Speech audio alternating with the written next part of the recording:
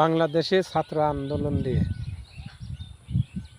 সারা বাংলাদেশে যে সহিংসতা করছে, যে জ্বলাও পোড়াও ভাঙচুর যা করেছে, এই ছাত্রের উপর নির্ভর করে কিছু জঙ্গলিবাদী এ দেশের সন্ত্রাস এর সাথে যোগ দিয়ে বাংলাদেশে যে ক্ষতিগুলি করেছে, সারা বাংলাদেশে ওরা গাড়ি পুড়াইছে, অফিস আদালত ভাঙিছে, যা নজিরহীন।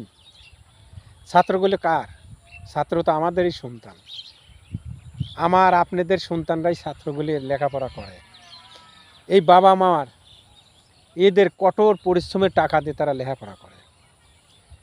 তারা আন্দোলন করতে গেছে, তাদের সাথে কিছু সন্ত্রাস জঙ্গলিরা যোগ দিয়ে বাংলাদেশে যে ঘর দোকানপাট গাড়ি ঘোড়া পুড়াইছে। আমার মনে হয় বাংলাদেশ স্বাধীন হওয়ার পরও এইরকম ক্ষয়ক্ষতি কেউ করে নাই। পাকিস্তান হানাদার বাহিনী ৭১ যে বাংলাদেশে অত্যাচার করেছিল, ঘর বাড়ি সব পুড়াইছিল, তার চাইতে আমার মনে হয় বেশি পুরানে ধ্বংসমূলক কাজ করেছে এই আন্দোলনে সাথে এরা তালে তাল মিলে সুরে সুর মিলে।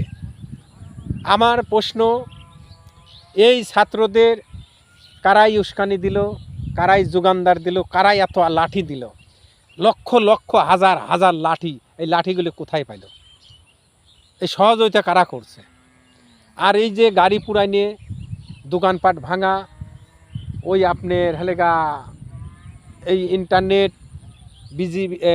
এই যে হেলেগা টিপির সেন্টারটা পুরাইছে, যা ৭১ পাকিস্তানি হানাদার বাহিনী যা করে নাই, এই বাংলাদেশের সন্ত্রাসরা এই আন্দোলনে ছাত্রের সাথে তাল মিলে তাই করেছে। আমার দাবি থাকবে, আমি একজন বাংলাদেশের নাগরিক, এই সম্পদ বাংলাদেশে যা ক্ষতি হয়েছে সারা বাংলাদেশের জনগণের সম্পদ, কারুর নিজের কোনো সম্পদ না, সারা বাংলাদেশের জনগণের সম্পদ।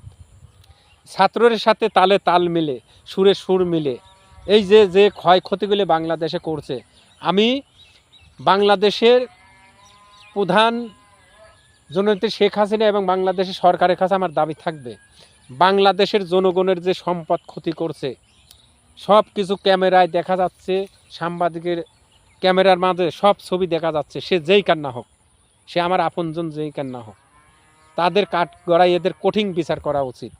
এই বিচার যদি কঠিনভাবে না করা হয়, এই বাংলাদেশে আবার এরকম জ্বালাও পোড়াও ঘর, এই দোকানপাট, বড় বড় কল কারখানা, বড় বড় এই জিনিসগুলো আবার ভাঙবি।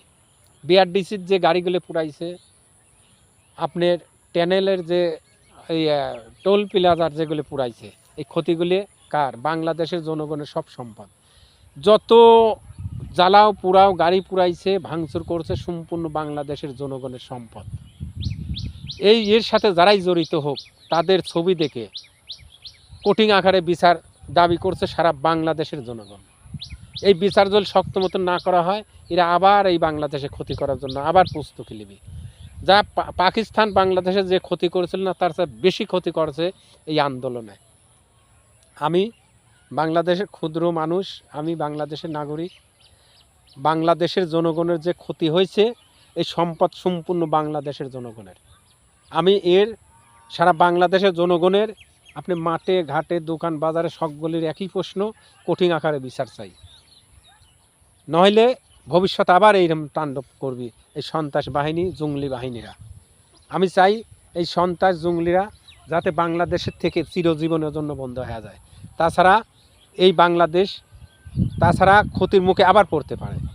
বাংলাদেশের জনগণের উপরে যারা অন্যায় অত্যাচার করছে, বাংলাদেশের জনগণের উপরে যারা বাংলাদেশের বাংলাদেশের জনগণের সম্পদ নষ্ট করছে, বাংলাদেশের লোকের অন্যায় অত্যাচার করছে, তাদের এই বাংলাদেশে আসলে থাকার অধিকার নাই। জাতীয় 4 নেতাকে যেমন জেলখানায় মারিছিল, এবার সেই একই ক্যাটাকেটি করিয়ে ওই সেই বাংলাদেশে 4 নেতাকে যে জেলখানায় মারা হয়েছিল, সেই অনুসারীর লোকজনগুনেই আবার জেলখানা ভাঙে জঙ্গলি সন্ত্রাসকে ছাড়িয়ে দেওয়া হয়েছে। এরাই এই একই দল, এই অনুসারীরা এই জাতীয় চার নেতাকে মারছিল, এই তার অনুসারী তারাই তাদের গুণাগুণই জেলখানা ভাঙে জঙ্গলি সন্ত্রাসীরে বাই করে দিয়েছে। আমি বাংলাদেশের ক্ষুদ্র নাগরিক হিসাবে বাংলাদেশের আমি জনগণের যে কথা দোকানপাটে মাঠে ঘাটে সব জায়গায় এর কঠিন আকারে বিচার চাই।